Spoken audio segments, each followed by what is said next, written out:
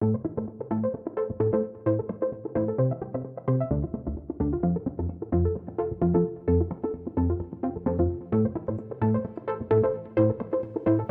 we're at the University of Manitoba Bannatyne campus, and we're going to take a little tour of the labs. But first, safety. Let's go! Manitoba is home to a multidisciplinary group of neuroscientists, and their labs and the work that they do are remarkably diverse. So today we're at the Neuroscience Research Program at the Clayson Institute for Advanced Medicine. It's one of the core neurogroups of the Manitoba Neuroscience Network. So first things first, we're going to put on our lab coat. Hey, there's Olya. So she works in a very special technique called electrophysiology. Basically, she studies the electrical properties of cells that make up the nervous system. And this is done by measuring the amount of electrical current that's running through these cells. EPhys requires a lot of preparation. Here, Olya is getting ready to isolate the hippocampus, which she'll use to obtain brain slices. And this requires special buffer solutions that keep the brain healthy and also viable. And the brain also needs oxygen, so it's important to bubble the solution.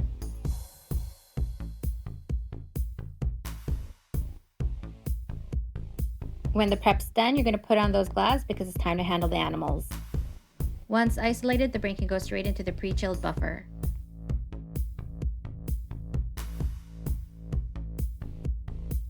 The brain's now ready to be sliced, but Olya is interested in a specific region of the brain, so she'll isolate the hippocampus first.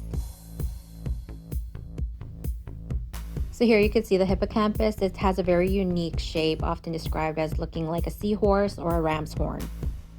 After isolation, embed the tissue negros, slice the tissue, then collect the sections. At this point, we're going to move to the EPhys rig.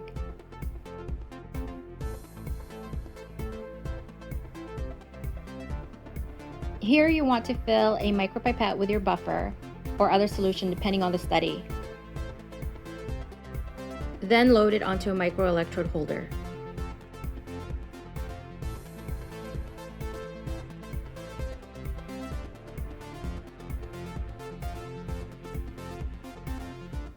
Bubble your buffer and pump it into the chamber. Now transfer your brain section and hold it in place with a harp.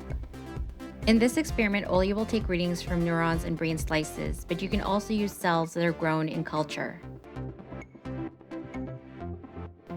The goal here is to stimulate a group of neurons in one area of the brain slice and record the response or electrical signal in a group of neurons in another area. And if you're lucky, you'll get results like this. This is considered to be a beautiful recording. Let's shake things up a bit and let's study the vessels in the brain. First, use a puller to make microcannulas. Measure out all ingredients to make our buffer. Combine everything in one container. Measure out the water. And then we're going to mix the solution. Research can definitely be overwhelming, stressful, and just a lot of hard work. So it's important that you connect with your lab mates because without them, it's just plain old work. So we try to have as much fun here as possible.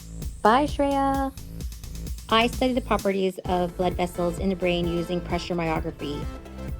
Here I'm prepping the chamber. Now I'm making ties that will hold the blood vessel to the microcannulas.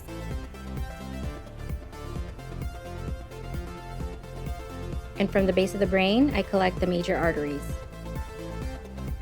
Once I have an isolated blood vessel, I mount it onto the microcannulas. Then we move our chamber to the pressure myography system. So you'll notice some similarities to EPhys. Here we have a buffer solution that is being bubbled with oxygen, and this is what keeps the vessel in the chamber healthy and viable.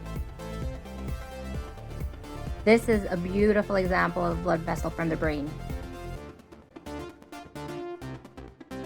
Pressure myography is one of the most common methods to study blood vessels in isolation under conditions that mimics their environment within the body. We can study things like the size, shape, stiffness, and even apply drugs to see how they respond.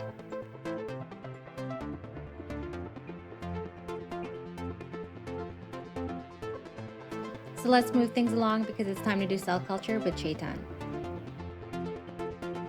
And by the way, if you can't already tell, Chetan is our resident cool dude. He takes after his PI, Dr. Mike Jackson.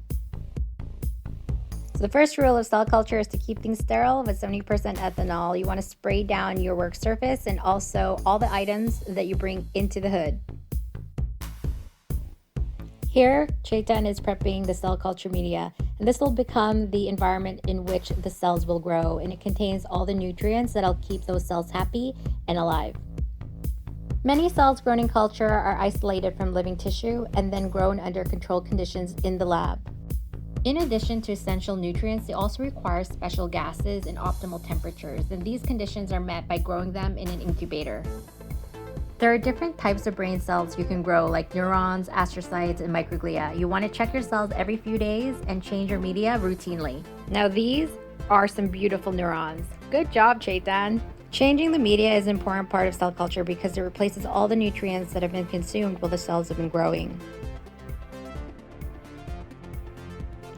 Cell culture can be particularly useful for testing things like drugs. So you can apply the drugs directly to the cell culture media and see how it affects the cells.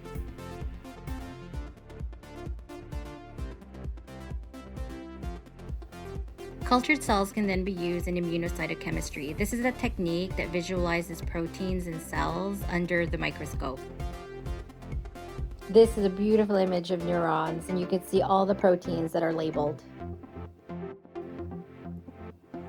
Even Chetan is impressed with his work. So how do we label proteins so we can visualize these neurons? Well, we use antibodies specific for those proteins. They have a fluorescent tag, so they produce a signal under the microscope. Here, Chetan is doing a series of antibody applications and washes.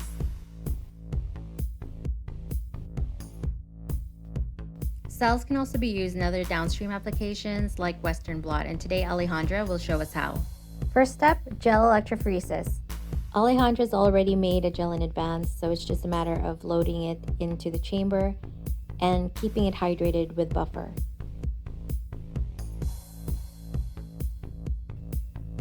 Show off your telekinesis abilities, then load your protein samples into the wells.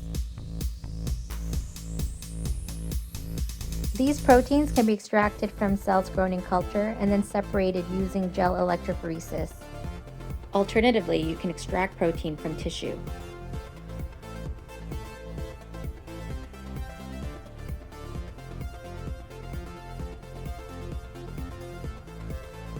Once your samples have been loaded, you can run the gel and the proteins will separate.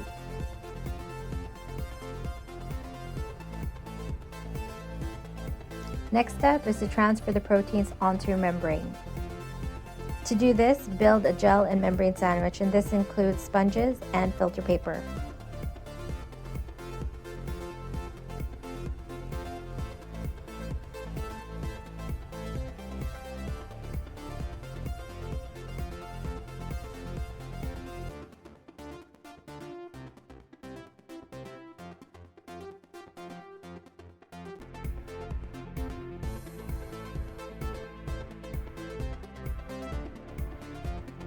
Load the cassette into the chamber and fill with cold buffer.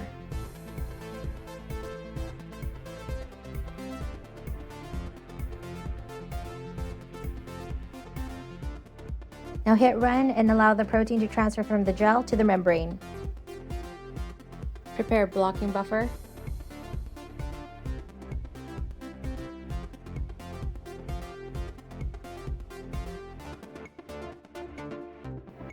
Block the membrane with agitation.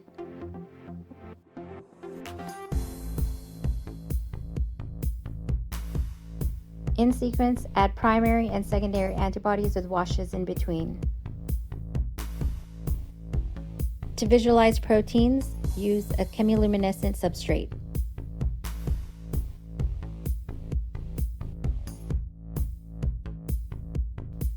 Image your membrane, and what you should see are these beautiful clean bands.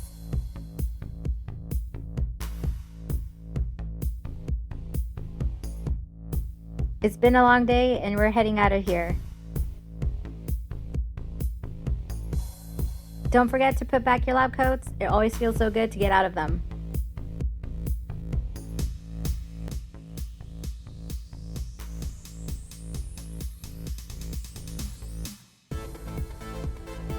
Well, thanks for joining us. Hope you had fun and learned a lot.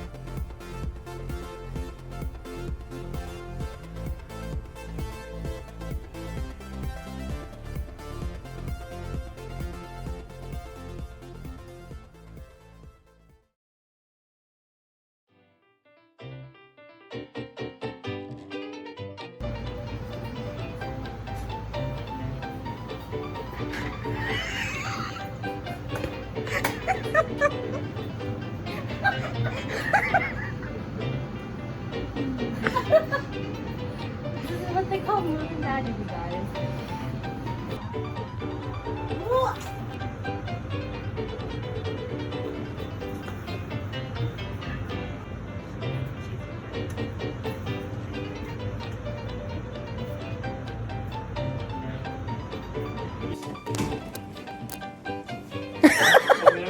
Okay, go. Ready? And okay, so go. No. Throw it back to her spot. Like go. The camera. And then it will.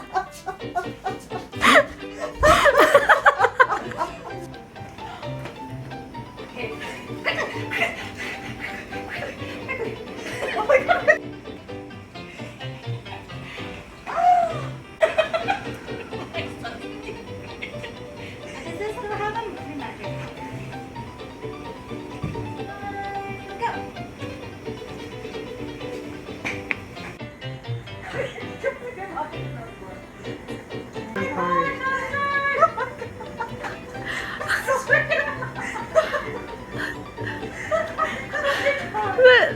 It was hard.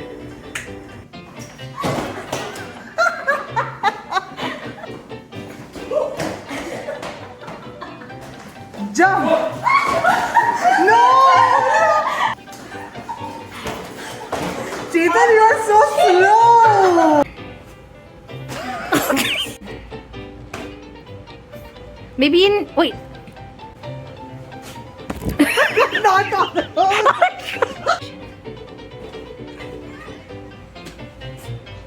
And action. Whoa, yes. Oops, sorry, Olya. Yeah, and then. With more swag, Chetan. No. Oh my, I can still see you. But I see. Yeah, okay.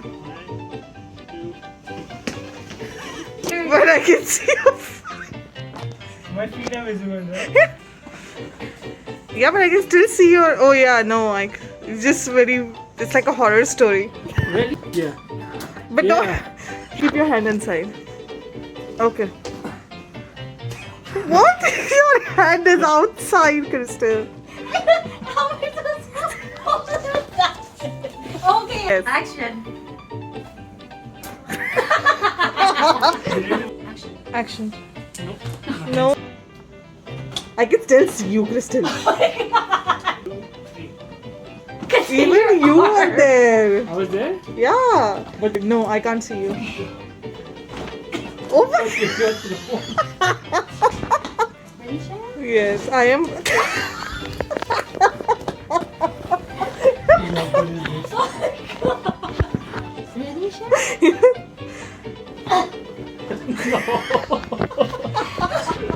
Okay, let me throw. Ah, I can't believe this. Show that throw that I did. Stay there. I'll give it to you. Okay, try again. Snap.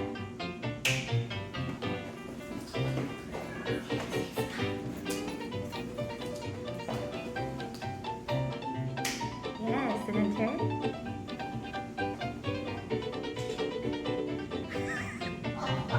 Wait, you have to wait. Bye, Shreya.